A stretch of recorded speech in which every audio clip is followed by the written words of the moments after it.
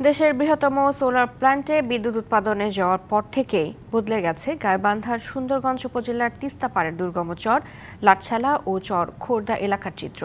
দিনের আলোয় ঝলমলে সৌর প্যানেলগুলো শুষে নিচ্ছে সূর্যের উত্তাপ, আর তা বিদ্যুতে রূপান্তরিত হয়ে পৌঁছে যাচ্ছে ন্যাশনাল গ্রিডে। পরিবেশবিদরা বলছেন, বৈশ্বিক উষ্ণতা কমাতে সারা পৃথিবীতে বাড়ানো হচ্ছে সৌর বিদ্যুতের ব্যবহার, যা পরিবেশ রক্ষায় বড় ভূমিকা পালন করছে।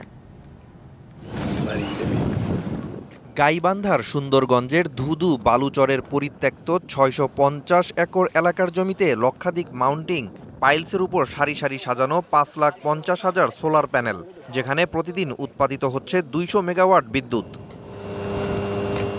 ৩,০০০ কোটি টাকা ব্যয়ে ২০০ মেগাওয়াট ক্ষমতা সম্পন্ন এই বিদ্যুৎ কেন্দ্র নির্মাণ করে বেক্সিমকো গ্রুপের প্রতিষ্ঠান Teesta solar limited.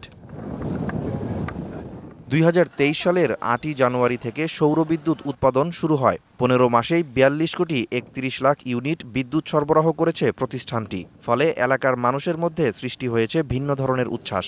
Teesta solar প্ল্যান্টের কারণে এলাকার লোকজন অনেক ভাগ্যের উন্নতি হয়েছে। এখন এই নদী না থাকাতে, এই নদীতে এখন বাঁধার পথ থাকিয়ে যাই হোক আমাদের খুব একটা সুবিধা হয়েছে। এই পরিবেশ বান্ধব সোলার প্ল্যান্টটি স্থানীয় জনসাধারণকে পরিবেশগত ক্ষতি থেকে রক্ষা করবে বলে জানান পরিবেশ কর্মীরা।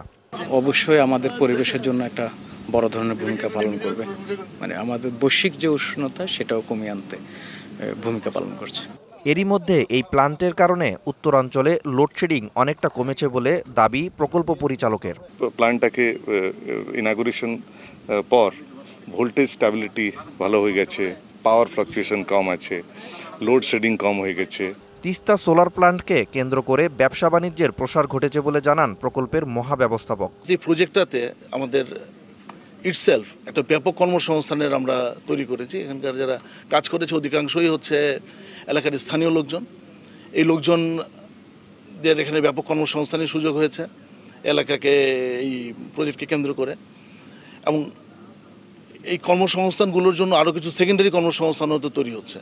বিদ্যুৎ জাতীয় গ্রিডে যুক্ত করতে সুন্দরগঞ্জের তিস্তাপাড় থেকে রংপুর পর্যন্ত নির্মাণ করা হয়েছে ১৩২ কিলো ভোল্টের ৩৫ কিলোমিটার সঞ্চালন লাইন। এই সোলার প্ল্যান্ট নির্মাণে বন্যা ভাঙনের মতো প্রাকৃতিক দুর্যোগ মাথায় রেখে নির্মাণ করা হয়েছে বাঁধ ও চলাচলের জন্য ৭ কিলোমিটার সড়কও। DVC news desk.